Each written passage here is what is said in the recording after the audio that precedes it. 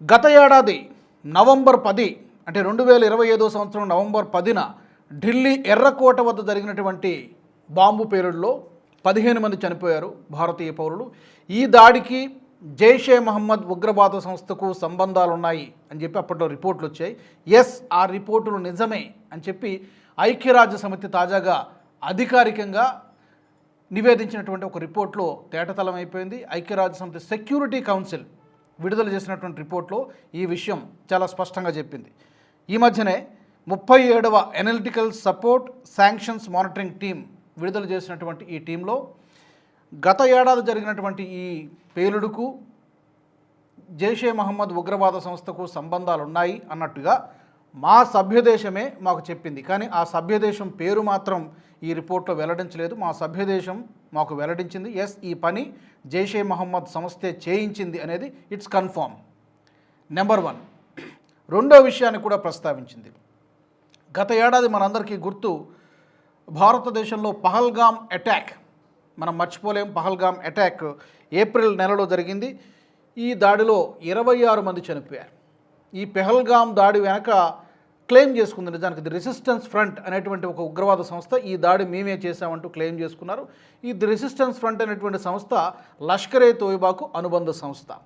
కాబట్టి జైషే మహమ్మద్, లష్కరే తోయిబా ఈ రెండు ఉగ్రవాద సంస్థలు పాకిస్తాన్లో చాలా యాక్టివ్గా పనిచేస్తున్నాయన్నది చాలా స్పష్టంగా అర్థమవుతోంది ఈ ఐక్యరాజ్య సమితి భద్రతా మండలి తాజాగా విడుదల చేసినటువంటి రిపోర్ట్ల ప్రకారం. కానీ పాకిస్తాన్ ఏం చెబుతోంది? ఈ ఉగ్రవాద సంస్థలు ఏవి యాక్టివ్గా లేవు, నిషేధించబడ్డాయని చెప్పి పాకిస్తాన్ చెబుతోంది. కానీ పాకిస్తాన్ చెబుతున్న దానికి గ్రౌండ్ లెవెల్లో పరిస్థితికి చాలా వ్యత్యాసం ఉంది.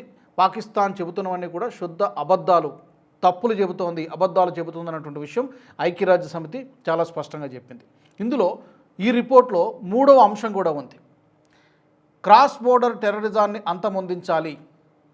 ప్రపంచంలో ఉగ్రవాదం ఏ మూలన ఉన్నా దాన్ని అంతం చేయాల్సిందే.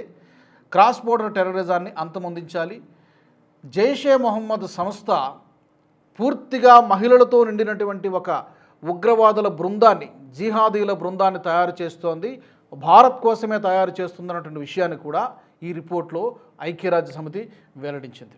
కొద్ది రోజుల కిందట జైషే మహమ్మద్ చీఫ్ మసూద్ అజర్ ఒక ఆడియో టేప్, కొన్ని నిమిషాల ఆడియో టేప్ విడుదలైంది.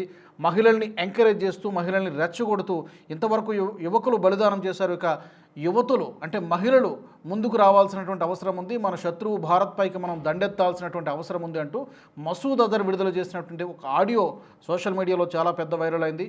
ఈ మధ్యకాలంలో కొన్ని వార్తలు కూడా వచ్చాయి. సో లష్కరే తోయిబా, జైషే మహమ్మద్తో పాటు జైషే మహమ్మద్ నుంచి మరొక మహిళా విభాగం కూడా సిద్ధమవుతోంది. ఈ 3 అంశాలని ఐక్యరాజ్య సమితి భద్రతా మండలి విడుదల చేసినటువంటి రిపోర్ట్లో చాలా స్పష్టంగా చెప్పింది. మరి ఐక్యరాజ్య సమితి చెప్పింది కాబట్టి భవిష్యత్తులో పాకిస్తాన్ పైన ఏమైనా ఆంక్షలు ఉంటాయా, అంతర్జాతీయంగా ఏమైనా ఆంక్షలు ఉంటాయా? ఆంక్షలు విధిస్తే కనుక డెఫినెట్గా దాని ప్రభావం పాకిస్తాన్ పైన డెఫినెట్గా ఉంటుంది, అప్పు పుట్టదు. అంతర్జాతీయ సంస్థలైనటువంటి వరల్డ్ బ్యాంక్ కానీ లేకపోతే ఏవైనా సంస్థలు పాకిస్తాన్కి సహాయం చేయడానికి ముందుకు రావు. మరి ఐక్యరాజ్య సమితి విడుదల చేసినటువంటి ఈ రిపోర్ట్తో పాకిస్తాన్కి ఏ మేర నష్టం జరుగుతుందనేది చూడాల్సి ఉంది. ఈ వీడియో మీకు నచ్చినట్టయితే లైక్ చేయండి, 10 మందికి షేర్ చేయండి. అలాగే కామెంట్ల రూపంలో మీ అభిప్రాయాలను మాతో పంచుకోండి. Nationalist hub group of channels ను సబ్స్క్రైబ్ చేసుకుని తెలుగునాట జాతీయవాద జర్నలిజాన్ని ప్రోత్సహించండి. ఈ వీడియో కింద ఉన్న బెల్ ఐకాన్ పై క్లిక్ చేయడం మర్చిపోవద్దు.